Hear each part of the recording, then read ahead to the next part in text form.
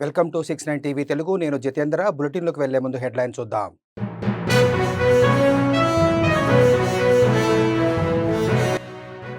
SLBC tunnel వద్ద ఇంకా కొనసాగుతున్న సహాయక చర్యలు. మరో 6 ఆచూకీ కోసం నిరంతరం శ్రమిస్తున్నామన్న special officer Shivshankar.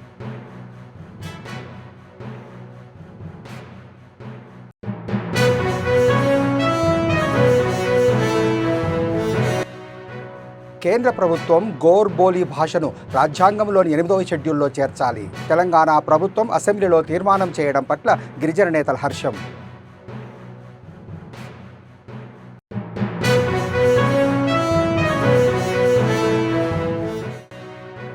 Anaesthesia doctor Sudhakar తల్లిని పరామర్శించిన ఏపీ హోంశాఖ మంత్రి. కూటమి ప్రభుత్వం అన్ని విధాలా అండగా ఉంటుందన్న వంగలపూడి అనిత.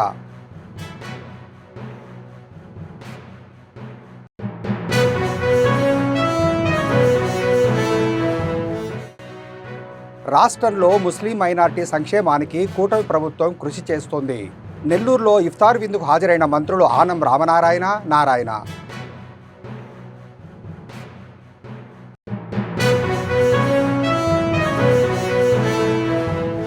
దోమలపెంట వద్ద ఎస్ఎల్బీసీ టన్నెల్ ప్రమాదంలో లోపల కూరుకుపోయిన లోకో ట్రైన్ ఇంజన్, ఇతర భాగాలను రెస్క్యూ సిబ్బంది బయటకు తీశారు. సహాయక చర్యల్లో ఆటంకంగా ఉన్న ట్రైన్ ఇంజన్ విడిభాగాలు బయటకు తీయడంతో ఆపరేషన్ మరింత వేగవంతమయ్యే అవకాశం ఉందని, లోపల చిక్కుకున్న వారి ఆచూకీ తెలుసుకునేందుకు నిరంతరాయంగా పనిచేస్తున్నారన్నారు స్పెషల్ ఆఫీసర్ శివశంకర్.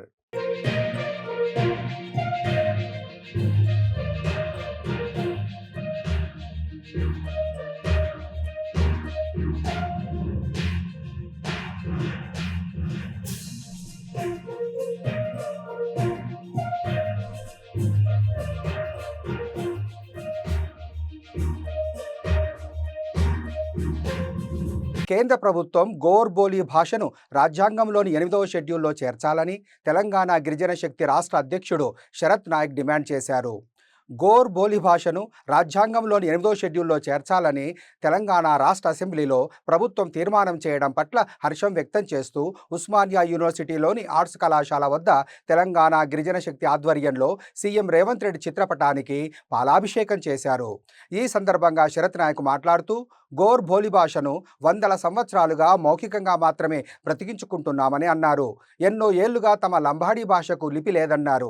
కానీ రాజ్యాంగంలోని 8వ షెడ్యూల్లో చేర్చడం వల్ల లిపి రావడం కానీ భాష బ్రతకడం కానీ జరుగుతుందన్నారు. ఈరోజు తెలంగాణ గిరిజన శక్తి రాష్ట్ర కమిటీ ఆధ్వర్యంలో ఉస్మానియా యూనివర్సిటీ ఆర్ట్స్ కాలేజ్ వేదికగా ఏదైతే దేశంలో దాదాపు 12 కోట్ల జనాభా ఉన్నటువంటి లంబాడీలు, బంజారాలుగా పిలువబడేటువంటి 12 కోట్ల మంది మాట్లాడేటువంటి గోర్ బోలీ భాషను నిన్న తెలంగాణ రాష్ట్ర అసెంబ్లీలో తెలంగాణ రాష్ట్ర ప్రభుత్వం పక్షాన తీర్మానం చేసి బిల్లు ప్రవేశపెట్టి ఇవాళ కేంద్ర ప్రభుత్వానికి పంపడం జరిగింది.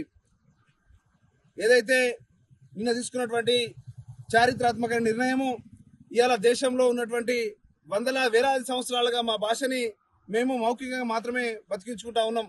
మాకు లిపి లేదు. కానీ 8వ షెడ్యూల్లో కనుక రాజ్యాంగంలో 8వ షెడ్యూల్ కనుక చేరిస్తే ఇవాళ లిపి రావడం కానీ ఇవాళ భాష బతకడం కానీ తరతరాలుగా ఇవాళ భాషని బతికించేటువంటి నిర్ణయాన్ని తెలంగాణ రాష్ట్ర ప్రభుత్వం తీసుకోవడము ఇవాళ చాలా సంతోషదాయకము.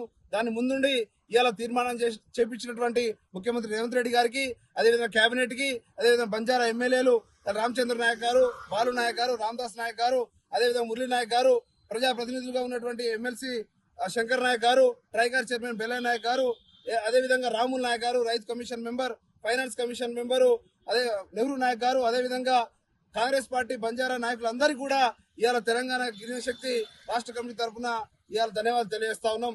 ఖచ్చితంగా రాబోయే రోజుల్లో దీని మీద కేంద్ర ప్రభుత్వం కూడా సానుకూలంగా నిర్ణయం తీసుకొని ఖచ్చితంగా రాజ్యాంగంలోని 8వ షెడ్యూల్లో చేర్చడానికి రాబోయేటువంటి పార్లమెంట్. వైఎస్ఆర్సీపీ ప్రభుత్వం కక్ష సాధింపు చర్యలకు బలైన అనస్థీషియా డాక్టర్ సుధాకర్ ఇంటికి హోంమంత్రి అనిత స్వయంగా వెళ్లారు. తనను కలవాలనుకుంటున్నట్లు డాక్టర్ సుధాకర్ తల్లి కావేరీబాయ్ ఫోన్ చేసి హోంమంత్రిని సమయం కోరారు. తన బిడ్డను కోల్పోయిన నాటి పరిస్థితులను, నేటికి సిబిఐ దర్యాప్తు పూర్తి కాకపోవడం తలుచుకొని కావేరీబాయ్ ఈ సందర్భంగా భావోద్వేగానికి లోనయ్యారు. ధైర్యంగా ఉండాలని, ఆలస్యమైన న్యాయమే గెలుస్తుందని హోంమంత్రి అనిత ఆమెకు ధైర్యాన్నిచ్చారు. కూటమి ప్రభుత్వం తరపున అన్ని విధాలు అండగా ఉంటామని ఆ కుటుంబ సభ్యులను ఆమె ఓదార్చారు. డాక్టర్ సుధాకర్ బాబు తల్లి కావేరీబాయి తన దృష్టికి తీసుకువచ్చిన అన్ని విషయాలను ముఖ్యమంత్రికి వివరించి తగు చర్యలు చేపడతామని హోంమంత్రి అనిత భరోసానిచ్చారు.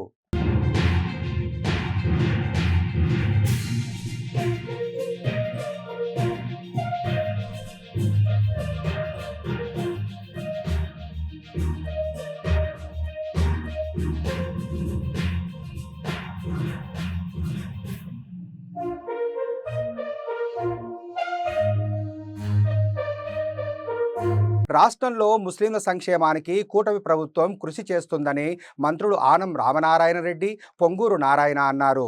నెల్లూరు నగరంలోని జిల్లా మైనార్టీ సంక్షేమ శాఖ ఆధ్వర్యంలో ఇఫ్తార్ విందు కార్యక్రమం ఘనంగా నిర్వహించారు. ఈ కార్యక్రమానికి రాష్ట్ర వక్ఫ్ board chairman Abdul Aziz, rural శాసనసభ్యులు కోటంరెడ్డి శ్రీధర్ రెడ్డి, ఉదయగిరి ఎమ్మెల్యే కాకర్ల సురేష్, జిల్లా collector Anand, municipal commissioner Suryateja, స్థానిక ప్రజా ప్రతినిధులు, ముస్లిం మత పెద్దలు హాజరయ్యారు. ఈరోజు నెల్లూరులో ప్రభుత్వం తరఫున ముస్లిం సోదరులందరికీ యాక్చువల్గా ఈరోజు విందు కార్యక్రమాలు ఏర్పాటు చేసిన కలెక్టర్ గారికి మరియు కమిషనర్ గారికి వాళ్ళ యొక్క మొత్తం టోటల్ ప్రభుత్వ అధికారులందరూ కూడా నేను ప్రత్యేకంగా ధన్యవాదాలు తెలియజేస్తున్నాను. ఈ కార్యక్రమంలో మంత్రివర్యులు రామనాయుడు గారు మరియు వక్ఫ్ బోర్డ్ చైర్మన్ అజీజ్ గారు మరియు డిప్యూటీ మేయర్, తర్వాత నిదాస్ చైర్మన్ మరియు మిగతా నాయకులు యాక్చువల్గా పాల్గొన్నారు.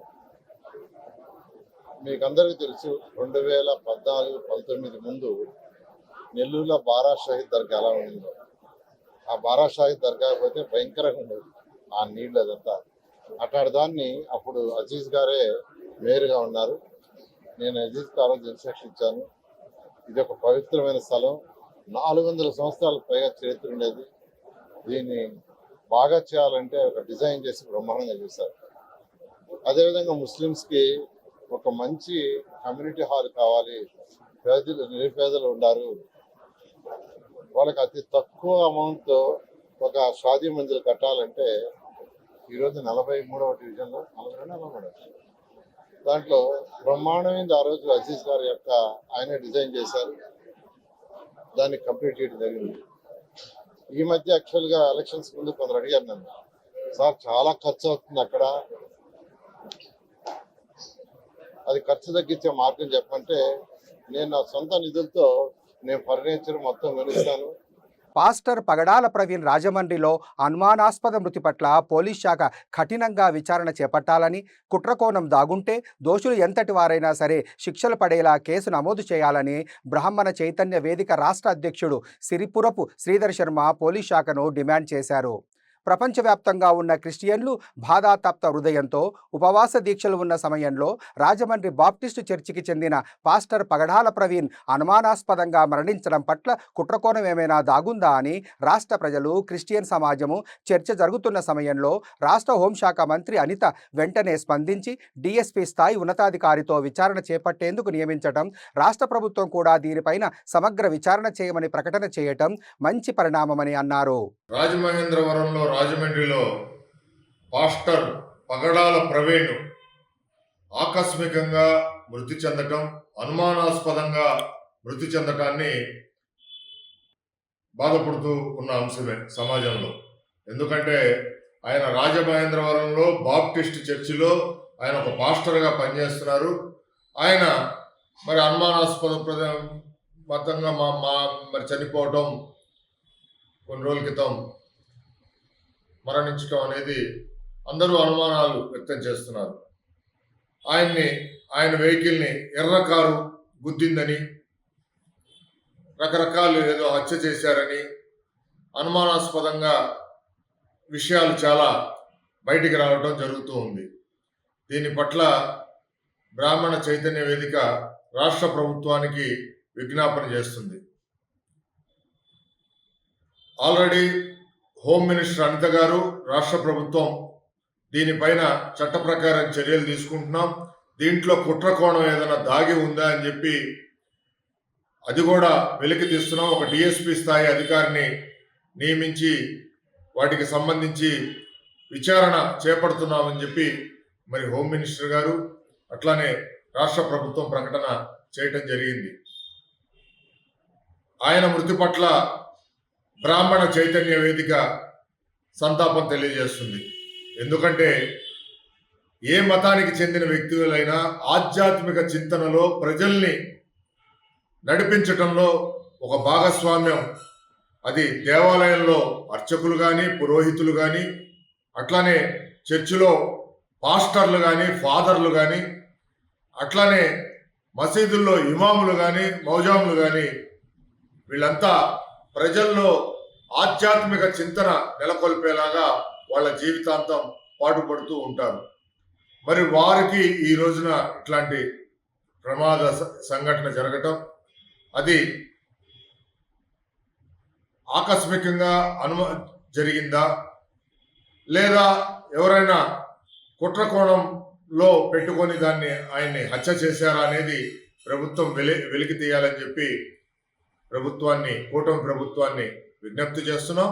ఇక్కడ మతాలకి అతీతంగా మరి ఈ రోజున ఒక సంఘటన జరిగినప్పుడు ఒక మానవుడిగా స్పందించాల్సిన ఆవశ్యకత ఉంది. కాబట్టి బ్రాహ్మణ చైతన్య వేదిక ద్వారా మరి సనత్ నగర్ పోలీస్ స్టేషన్ పరిధి భరత్ నగర్ బ్రిడ్జి కింద ఈ నెల 26 రాత్రి 50 ఏళ్ల గుర్తు తెలియని మహిళ హత్య కేసును పోలీసులు ఛేదించారు.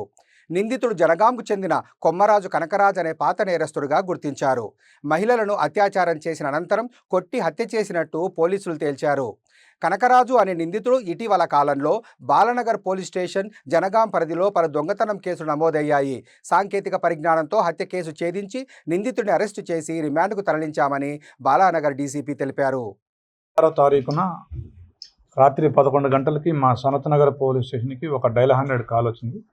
దాని ప్రకారం దాదాపుగా 50 సంవత్సరాల వయసున్న ఒక గుర్తు తెలియని మహిళ శవం ఎర్రగడ్డ ఫ్లైఓవర్ దగ్గర ఎవరో చూడని ప్రదేశంలో ఉంది అనేది ఆ కాలు సారాంశం. వెంటనే సీన్కి వెళ్ళిన మా సనత్ నగర్ పోలీసు వారు ఆ శవాన్ని పిఎంకి తరలించి హాస్పిటల్కి తరలించి తర్వాత సాంకేతిక ఆధారాలతో విశ్లేషించి ఇమీడియట్గా 26 అంటే నిన్న కాక మొన్న 26 వస్తే ఇమీడియట్గా వెంటనే రంగంలోకి దిగి ఆ హంతకుడిని ఎవరైతే ఆ హత్య చేశాడో అది గుర్తు తెలియని హత్యగా ముందుగా మనం నమోదు చేయడం జరిగింది. బట్ చాలా తొందరగా సాంకేతిక ఆధారాలను విశ్లేషించి ఆ హంతకుడిని పట్టుకోవడం జరిగింది. దీని ప్రకారం జరిగింది ఏంటంటే మనకున్న సాంకేతిక ఆధారాలను బట్టి కూడా మనకి తెలిసింది ఏంటంటే ఇతను ఎవరైతే ఆ హత్యకు గురైందో ఆ మహిళతో మాట్లాడి వీళ్ళిద్దరూ పరస్పర అంగీకారంతో ఒక నిర్మానుష్య ప్రదేశంలో ఉండి వీళ్ళిద్దరూ ఏకాంతంగా గడిపినారు. ఆ సమయంలో ఆవిడ చాలా బలహీనంగా ఉంది, 50 సంవత్సరాలు. పోస్ట్మార్టం రిపోర్ట్లో కూడా చాలా బలహీనంగా ఉందని డాక్టర్లు చెప్పడం జరిగింది. ఆవిడ మీద బలప్రయోగం చేసి ఆవిడని కొట్టడం, తర్వాత ఆవిడ తలలో కూడా లోపల కన్ఫ్యూజన్ ఉందని డాక్టర్ చెప్పడం జరిగింది. ఆవిడని కొట్టడంతో ఆవిడ ఆ సమయంలోనే దాదాపు గంట సేపు గడిపాడు ఇతను ఆవిడతోటి. ఆ టైంలో ఈవిడ చనిపోయింది. ఆ తర్వాత ఆవిడని వదిలేసి అతని ఇంటికి వెళ్ళి బాలానగర్లో ఉన్నటువంటి వాళ్ళ బావ వాళ్ళ ఇంటికి వెళ్ళి అక్కడే ఉండి ఏమీ తెలియనట్టుగా మళ్ళీ తన పని తాను చేసుకోవడానికి వెళ్తున్నప్పుడు తన పని తాను చేసుకుంటున్నప్పుడు సాంకేతిక ఆధారాలతో అతన్ని అదుపులో తీసుకోవడం జరిగింది. తర్వాత అతను తన నేరాన్ని కూడా అంగీకరించినాడు. నేరాల నియంత్రణ కోసం ప్రతి ఒక్కరూ విధిగా తమ ఇళ్లతో పాటు కాలనీలో తప్పనిసరిగా సీసీ కెమెరాలు ఏర్పాటు చేసుకోవాలని శంషాబాద్ పోలీసులు సూచిస్తున్నారు. నేరాల నియంత్రణలో సీసీ కెమెరాలు ప్రధాన పాత్రను పోషిస్తున్నాయని వారు పేర్కొంటున్నారు. హైదరాబాద్ శివారు శంషాబాద్ పరిధిలోని తొండుపల్లి వద్ద హైదరాబాద్ బెంగళూరు జాతీయ రహదారిపై భారతీయ జనతా పార్టీ నేత కొండా పరమేష్ గౌడ్ అందించిన ఆర్థిక సాయంతో ఏర్పాటు చేసిన సీసీ కెమెరాలను సిఐ నరేందర్ రెడ్డి ప్రారంభించారు. ఈ సందర్భంగా సీసీ కెమెరాల ఏర్పాటుకు ఆర్థిక సాయం అందించిన బీజేపీ నేత కొండా పరమేష్ గౌడ్తో పాటు స్థానిక యువకులను సిఐ ఘనంగా సన్మానించారు. సామాజిక బాధ్యతగా ప్రతి ఒక్క యువకుడు సీసీ కెమెరాల ఏర్పాటుకు ముందుకు రావాలని పోలీసులు సూచిస్తున్నారు.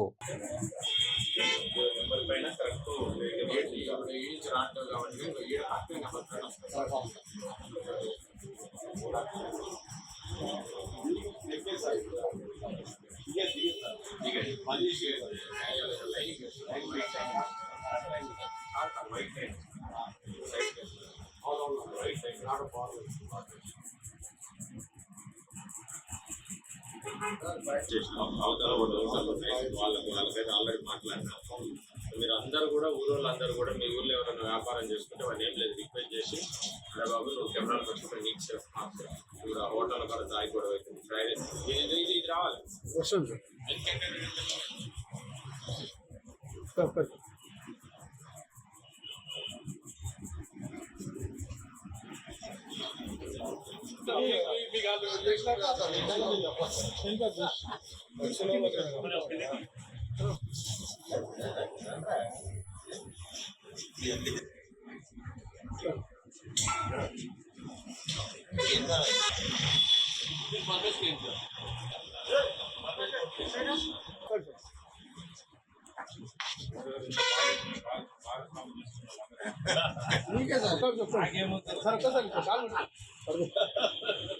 ఎవరైతే చేసినో వాళ్ళందరూ మీ ప్రోత్సాహం మా ప్రోత్సాహం ఉన్నారని ముందుకు రావాలని అందరికీ చెప్తాం. Telangana bar and restaurant owners association ఆధ్వర్యంలో అబ్కారీ శాఖ కార్యాలయం ముందు ఆందోళనకు దిగారు. బార్ల చుట్టూ వైన్ షాపులకు పర్మిట్ రూములు ఉండటం వల్ల బార్లకు తీవ్ర అన్యాయం జరుగుతుందని ఆవేదన వ్యక్తం చేశారు. పర్మిట్ రూముల వల్ల బార్లకు కస్టమర్లు రాకపోవడంతో వ్యాపారాలు దెబ్బతింటున్నాయని, వ్యాపారం లేక బార్ల యజమానులు రోడ్డున పడ్డారని ఆగ్రహం వ్యక్తం చేశారు. విడత లైసెన్స్ ఫీజు వచ్చింది. ఈ యొక్క 20 తారీఖు కట్టేది ఉండే, మార్చి 20 తారీఖు. ఇప్పుడు కూడా బారు యజమానులు ఇంకా లైసెన్స్ ఫీజు చెల్లించలేదు. అది డిపార్ట్మెంట్కి తెలిసిందే. ఎందుకు చెల్లించలేదంటే మా యొక్క బాధలు, ఈ యొక్క సమస్యలు, అప్పుల పాలై మరి చాలా రెవెన్యూ ఈ విషయంలో ఇబ్బంది పడుతున్నాం. ఈ యొక్క సమస్యలను ప్రభుత్వం దృష్టికి తీసుకుపోవాలని మరి కమిషనర్లకు ఎన్నోసార్లు లెటర్ ఇచ్చాం. ఇప్పటివరకు ఏంటంటే ముఖ్యంగా ఈ యొక్క బార్లు నష్టపోవడానికి కారణం ఏంటంటే ఈ యొక్క ప్రత్యేకంగా చెప్పాలంటే చాలా ఉన్నాయి. ఈ యొక్క పర్మిట్ రూమ్ అనేది వైన్ షాప్లలో పర్మిట్ రూమ్ అనేది రూల్స్ ప్రకారం ఉంది. 100 స్క్వేర్ మీటర్లు ఉండాలి. ఎలాంటి తినుబండారాలు ఉండకూడదు. ఎలాంటి టేబుల్ కుర్చీలు వేసి కూర్చోబెట్టేది లేదు. కాబట్టి ఈ యొక్క జీవో ఉంది. మేము గత 2 సంవత్సరాల నుండి బార్లు సమస్యల పాల్గొన్నాం. సార్ ఇది చేయండి, కొత్త టెండర్లు వచ్చినాయి, ఆ విధంగా నిషేధించట్లేదు, ఆ విధంగా చేయట్లేదు. ఎన్నోసార్లు 2 సంవత్సరాల నుండి మరి పోరాటం చేస్తున్నాం. రూల్స్ ప్రకారంగా నడపాలని చెప్తున్నాం, అది చేయట్లేదు. మరి ఎన్ని రోజులు మేము 6 నెలలు అయిపోయింది, ఇప్పటికీ నష్టాలు ఉన్నాం. ఈ రోజు కాకుండా రేపు వస్తుందని తప్పనతో ముందుకు వెళ్తున్నాం. లైసెన్స్ ఫీజులు కట్టలేక, లైసెన్స్ ఫీజులు కట్టకపోతే మరి పెనాల్టీలు వేస్తున్నారు, ఇబ్బంది పెడుతున్నారు. నాకు ఒక సమస్య, స్టేట్ మొత్తం జీవో అనేది ఒకటే ఉంటుందా, ఒక డీసీ పరిధిలో ఉంటుందా, లేకపోతే ఒక ఈఎస్ పరిధిలో ఉంటుందా, ఒక సిఐ పరిధిలో ఉంటుందా, అర్థం కాని పరిస్థితులు ఉన్నాయి. ఒక జీవో ఉన్నప్పుడు అధికారుల దగ్గర పోతే సిఐల దగ్గర పోమంటారు, సిఐల దగ్గర పోతే ఉన్న జీవోని కదా మాకు ఆర్డర్లు ఇవ్వాలని సిఐలు అంటారు, పై అధికారులు పోతే సిఐలు చేయాలి. అంటే మేము ఎవరి దగ్గర పోయి చెప్పుకోలేని పరిస్థితి దిగజారిపోయింది మా వ్యవస్థ, మా బార్లది. ఏంది అసలు ఇంత పరిస్థితులు ఘోరంగా ఉంటే కూడా చలనం లేదు. ఇవాళ 3వ ఇన్స్టాల్మెంట్ కట్టలేని పరిస్థితుల్లో ఉన్నాం. ఈ యొక్క వెసులుబాటు కల్పియండి. వైన్ షాపులు, బార్లు 2 కళ్ళ లాంటివి రెవెన్యూ విషయంలో మేమేమంటే అనధికారంగా నడుస్తున్నాయి. మరి ఈ బెల్ట్ షాపులు అనేది మేము అగెనిస్ట్ కాదు. హైదరాబాద్లో కానీ జిల్లా హెడ్ క్వార్టర్లో గల్లీకి నడుస్తున్నాయి. వైన్ షాపులు బంద్ అయిన తర్వాత మా బార్లకు వచ్చే నాదులు లేడు.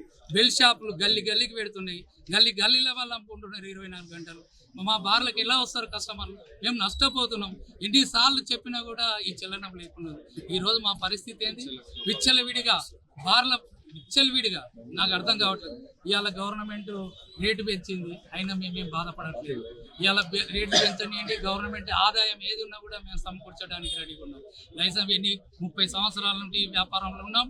గవర్నమెంట్కి అగెనిస్ట్ కాదు, రెవెన్యూ కావాలంటుంది. నిజామాబాద్ నగర శివారులో మహిళ దారుణ హత్యకు గురైంది. నిందితులు మృతదేహాన్ని కారులో తరలిస్తూ ఆపకుండా వెళ్లిపోయారు. వెంబడించిన పోలీసులు దాస్నగర్ వద్ద కెనాల్లో మృతదేహాన్ని పడేస్తుండగా పట్టుకున్నారు. మృతురాలు ముబారక్ నగర్కు చెందిన కమలగా గుర్తించారు. నిందితుడిని పోలీసులు అదుపులోకి తీసుకొని కారు స్వాధీనం చేసుకున్నారు.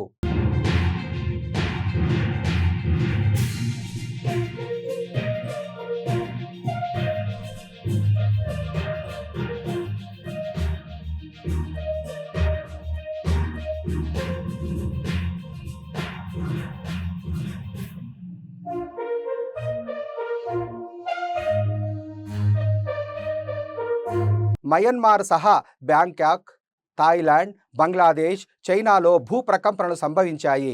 మయన్మార్, థాయిలాండ్, బ్యాంకాకుల్లో భూమి అధికంగా కంపించింది. రిక్టర్ స్కేల్పై భూకంప తీవ్రత 7.3గా నమోదైంది. భూకంప తీవ్రత అధికంగా ఉండడంతో భారీ భవనాలు పేకమేడల్లా కుప్పకూలిపోయాయి. భూమి కంపించడంతో భయపడిపోయిన జనాలు ఇళ్ల నుంచి, భవనాల నుంచి భయంతో బయటకు పరుగులు తీశారు. భూకంప తీవ్రతకు సంబంధించిన సీసీటీవీ విజువల్స్, వీడియోలు సోషల్ మీడియాలో వైరల్ అవుతున్నాయి.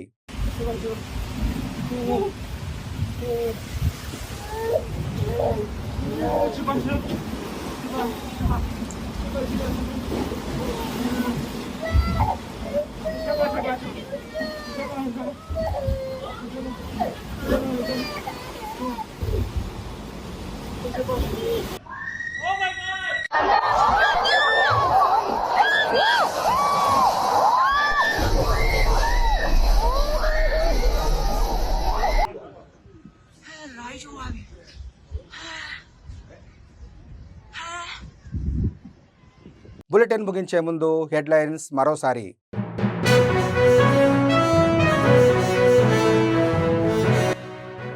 ఎస్ఎల్బీసీ టన్నెల్ వద్ద ఇంకా కొనసాగుతున్న సహాయక చర్యలు. మరో 6 ఆచూకీ కోసం నిరంతరం శ్రమిస్తున్నామన్న special officer Shivshankar.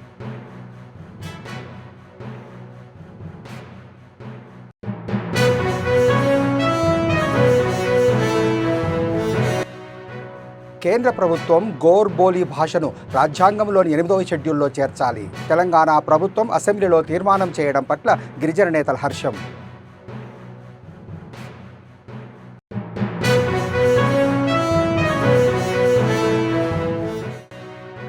Anaesthesia doctor Sudhakar తల్లిని పరామర్శించిన ఏపీ హోంశాఖ మంత్రి. కూటమి ప్రభుత్వం అన్ని విధాలా అండగా ఉంటుందన్న వంగలపూడి అనిత.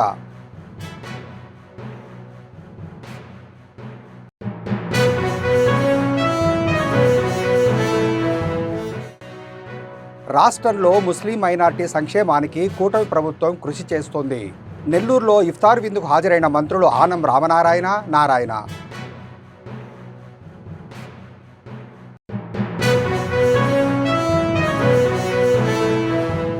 మరిన్ని అప్డేట్స్ కోసం చూస్తూనే ఉండండి 69 టీవీ తెలుగు.